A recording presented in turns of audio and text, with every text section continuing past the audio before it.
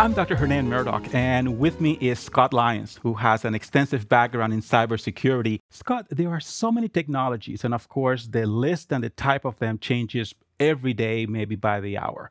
So one of the things that we also need to understand is that auditors need to try to keep up as best they can and try to understand that these things, as much as they enable work, they also create some risks and some potential hazards to the organization. So from the perspective of risks, and as we intersect that with trends, what are some of the things that auditors need to know and be on the lookout for? Because the technologies are evolving in a way that we need to try to keep up with these things. Right, that's a really great question. These days there's a lot to learn, right? Especially when you're trying to find the intersectionality between audit and cyber, right? But with cyber, it's how do you identify risk? Number one. Number two, how do you show the person that you're sitting across from that you know what you're talking about? Right.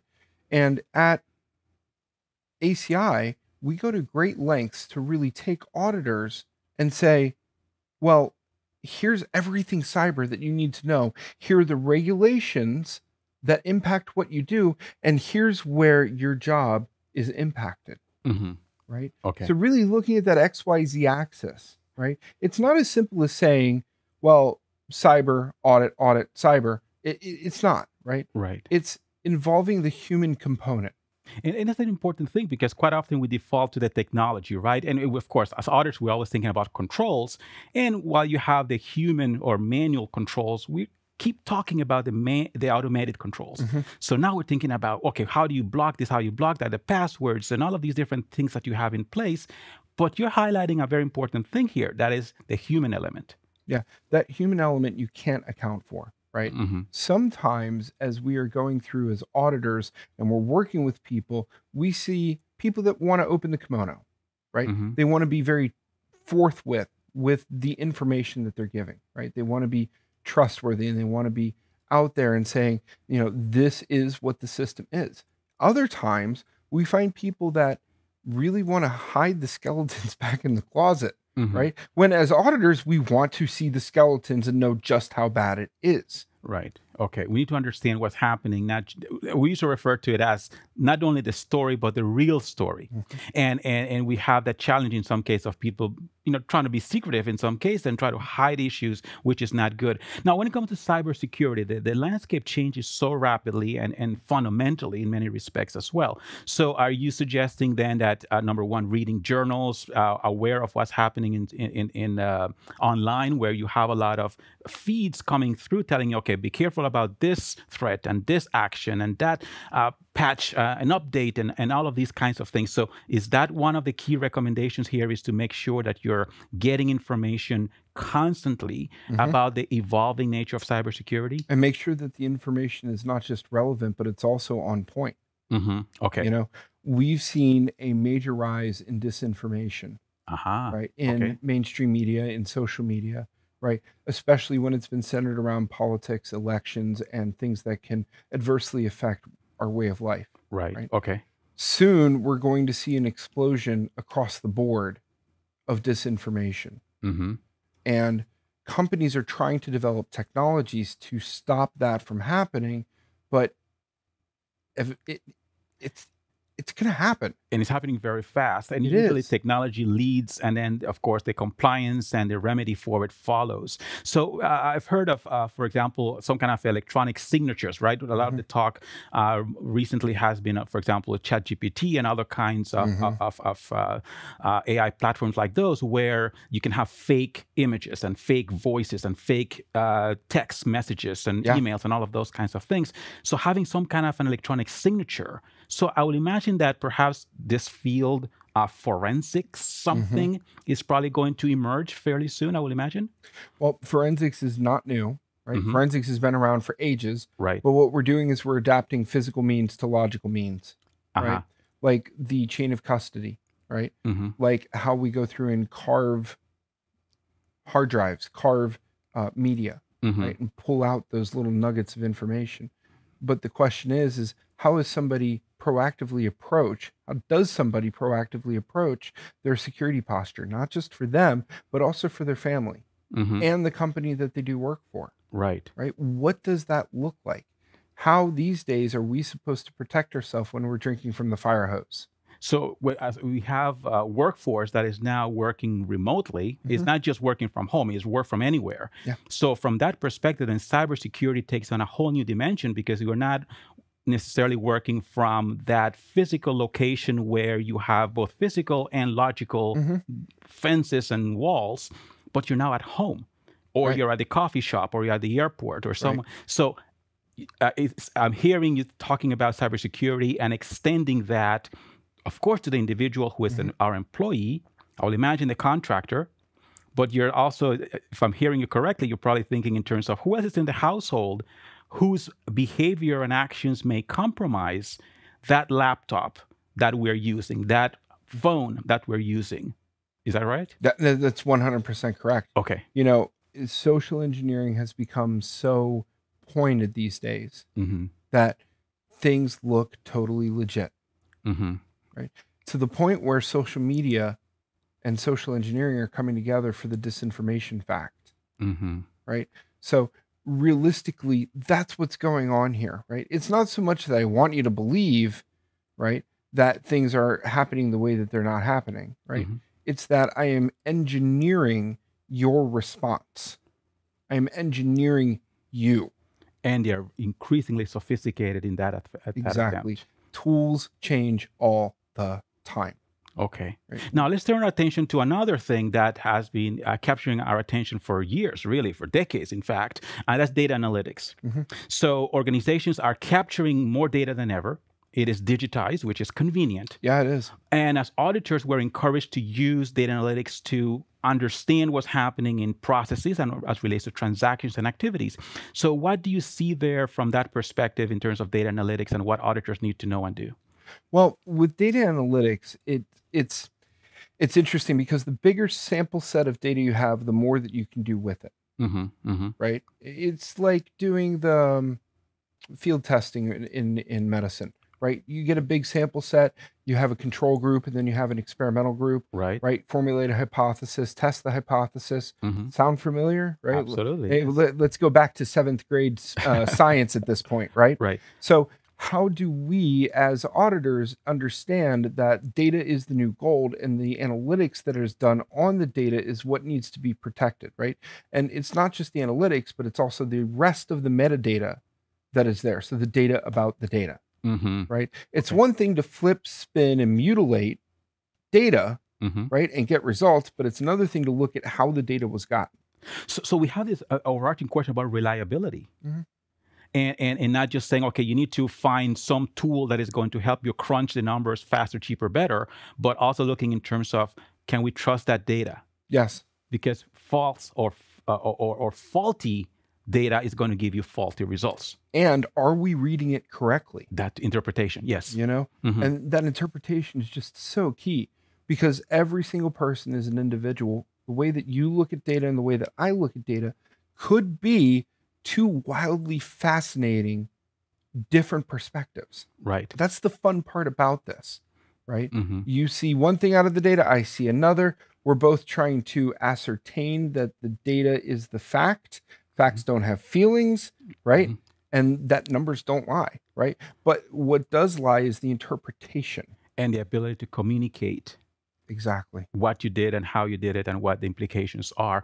Now, let's talk a bit about cloud computing, which is, again, another trend that's, again, accelerating. And it started a long time ago, but we are increasingly relying on cloud computing for virtually everything we do. So what are some of the things you see there? You know, with cloud computing, and you're raising a really good point here. With cloud computing, in the past, we saw a rush to move from on-premise hardware, reduce cost, increase functionality, move to cloud. Right? So we have the Great Migration. Right. The Great Migration is now in reverse. Right? This is what we're seeing in the market. People are sick of dealing with the big cloud providers, either replicating their product, stealing their business, right? Adding in new features. Hey, that's great. Let's replicate it. You know, it might not be perfect, but we're going to get there, right? They're actually starting to pull the network back out of the cloud. Number one. Number two, you're also talking about the multi-cloud maturity model, right? So if you're delivering your website from one cloud provider, you're going to go to the other cloud provider, completely separated, and replicate everything over there. So in case provider one goes down, you're still, yes, you still have a backup in place. All of this goes towards BCP, DR, and COOP. Business continuity, disaster recovery, and continuity of operations to ensure that your business is still running. And of course, the implications are quite significant if an organization goes down, and there's so much coverage about the need for organizations to quantify the business impact of downtime. And in some organizations, they'll quantify down to 15 minutes and how damaging that can be. So this is very interesting and in fact, fascinating. So let's take a short break and we'll come back and continue our conversation about technology. Tired of trying to schedule your team's time around in-person learning? Isn't it a bummer to spend thousands of dollars on travel for professional development? What if we said you can save money and time and still provide your team with the best training possible? The answer to your woes is live online training from ACI Learning.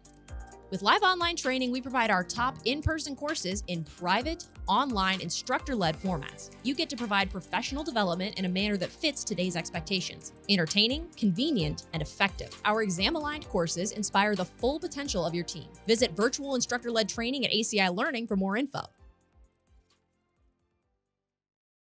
So, Scott, right before the break, we're talking about cloud computing and the cost of disruption. If the organization is unable to do its regular business, how much does that cost them in whatever time increments? Because in some cases, you'll do it in 5, 10, 15-minute increments and so on.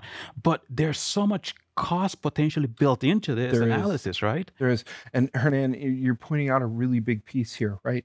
In that companies don't understand the TCO, right? Or the total cost of ownership, right? It's one thing to have these cloud services stood up, but it's another thing to understand the time, budget, money, and resources, plus absolutely everything else that goes into owning a cloud service and then having it administered. You have to maintain it. Yeah, you do. You 100% do. And not just maintain it, but you have to scan it. You have to pen test it. You have to ensure that the identity and the access management is correct. Right. Okay. You know, so it's interesting. Don't just look at what the benefits are. Look at how much it's actually going to cost. Right. And sometimes people do the quick calculation and do the replacement, right? We had this provider, we're going to go with this one now because this is how much we're paying. Well, there's a lot more to that transition. There is. And some of the cloud providers have it in their marketing of, hey, here's how much this is going to cost. You know, if you have this size at this scale with this much RAM and all these things. But what they're not telling you is the intangible cost, right? The amount of stress it's going to put on your team trying to keep it up. That's right. The incident response that needs to happen when things go bump on the network. You know, the total cost of ownership is much greater than people initially realize. And the impact that it could have on your bottom line could really do some disastrous work inside of your business if you're not careful. Very good. Very good. It's something to definitely be on the lookout for. Now, let's turn our attention to another thing that's hitting the news quite a bit, and that is AI, right? We've had RPA, robotic process automation. We had artificial intelligence, which, of course, is very broad. And then we have machine learning. But again, let's just wrap it up for the sake of simplicity in our language. And you just talk about AI, as you use that term commonly and broadly here now. What do you see happening there? Well, you have to remember, if it's machine learning, it's not AI. Number one. I know, number that's two. Why I said right? We're going to use the word AI broadly, right? Because we can definitely expand on what they mean and how they show up in our lives. The AI is only as good as the people that are programming it. Only as good as the people that are training it. So whether it's AI or ML, right? Machine learning, artificial intelligence, machine learning, right? It's only as smart as the people that are backing it. Right. So in AI, what you're looking for is the sample data set that an AI or a machine learning system can pull from. And then the big difference is machine learning uses scripts and workbooks. Right. Right. And then bolts on to those scripts and workbooks as it's learning. And AI can think. So in terms of the role of audit, in terms of the risks and so on, well, we can start with the easy one, which will be the cost of getting and deploying and sustaining it, right? And training it, as you were just describing as well. Yeah, the total cost of ownership. Total cost of ownership. So we have that piece of it. Do we have a question that auditors also need to contemplate in terms of ethics and reputation risk? Well, there's always that question, though. Right? Hernan, it's not as simple as sitting back and saying, well, AI is going to solve all of my problems, right? AI won't solve world hunger. It'll give you a prescription on how to do it. It's up to us as humans to figure out whether or not that process actually makes sense. Now, one of the things that I'm hearing a lot about has to do with how reliable is the answer that AI, ML, right, is giving you. It's saying, okay, here it is. And then people may just take it and run with it, not realizing that the algorithm may have a problem.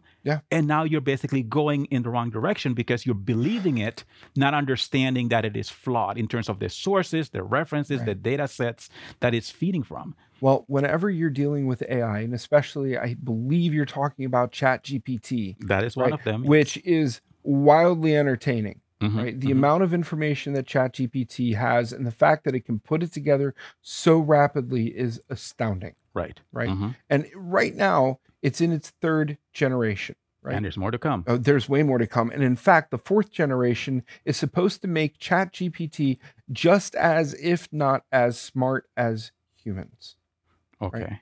So is that a Turing effect? This is scary, and I think it's called a Turing effect, right? When people interact with it and they don't know if it's a machine or a human. Yeah. So there are systems out there now, and this goes back to the whole how do we understand what is fake information, false information, and what is not? Right. There are systems out there now that can detect whether or not an AI has written a thing. However, the real fun part, right? Because my friends and I, we like to dabble in this area. The fun part is using ChatGPT to write something and then taking it somewhere else and having it rephrased and then submitting it and saying, uh-oh, now it looks like human writing, right? Well, one of the things that people are exploring is, for example, one of the things that auditors do a lot is write reports, right? And of course, there's a lot of debate around whether the standards for internal auditors say reporting or not. It doesn't really. It says we must communicate the results. But yeah, be it as it may, the tradition is to write reports. So one of the things that has been troublesome for auditors is the amount of time it takes to write clearly enough so the message is conveyed appropriately. Whenever you have a technologist that understands business and can actually write it, that is a dangerous individual. And very valuable. So one of the ways people are thinking about it is perhaps that will help us in terms of how we accelerate that reporting process. But again, we have to be very mindful about how that is going to be used and whether or not we're going to end up communicating things that are not exactly so if we're not editing it appropriately.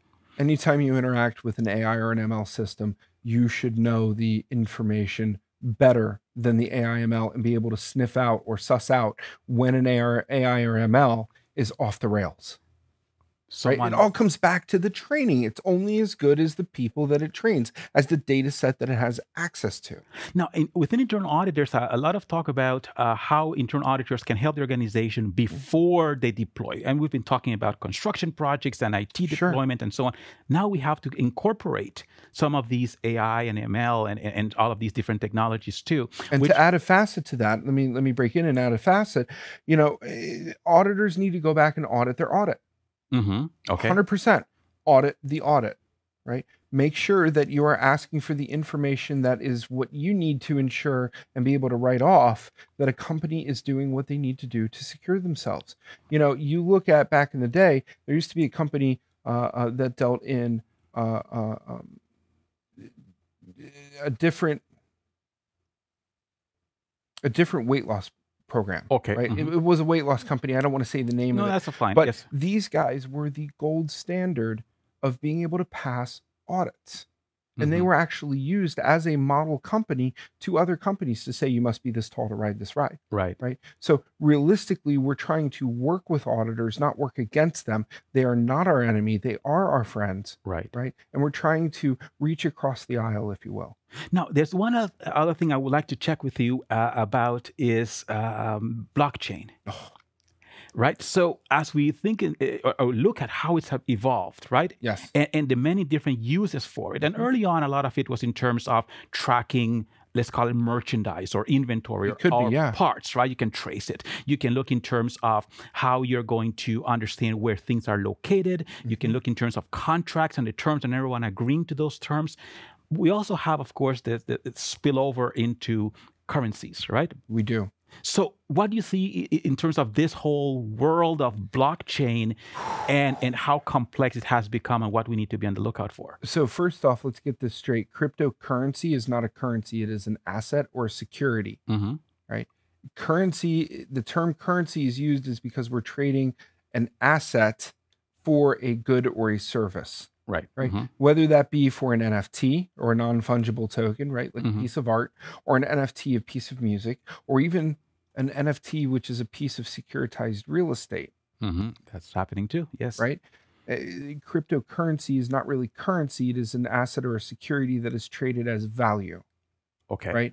The way that that is made is by using machines to mine for cryptographic blocks, which are then put into a chain and connected to each other. So a little bit of the first block is in the second, a little bit of the second is in the third, and so on and so forth. Right. So now we understand what blockchain is, right? It is a way to keep an irrefutable record. Right.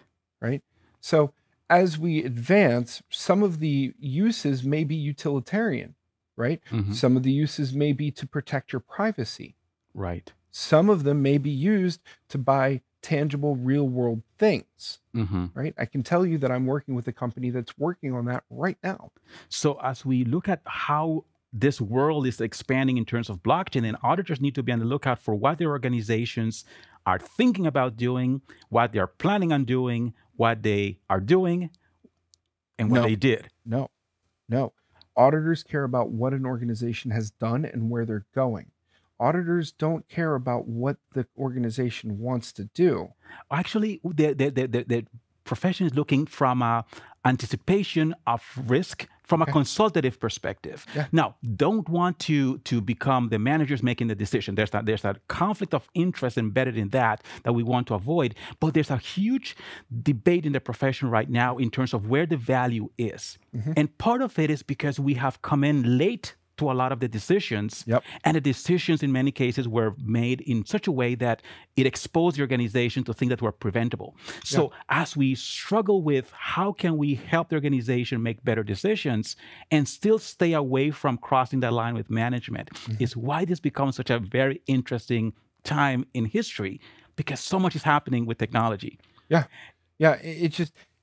Technology tends to run away. Right. And it's not that it's running away from audit. It runs away, with the fact that tech evolves every so often, right? And we've seen recent evolutions, AI, blockchain, 1 and 2 are the recent evolutions, right? Where are we going to take things next? Is it going to be into quantum? Right? There's a lot of work there already. The computer is and is not at the same time. So it is a 1 and a 0 at the same time. Don't even get me started in that area. Right. But the point that I was trying to make was that more oftentimes than not, auditors wind up being the cleanup people. Right. And they shouldn't be positioned there.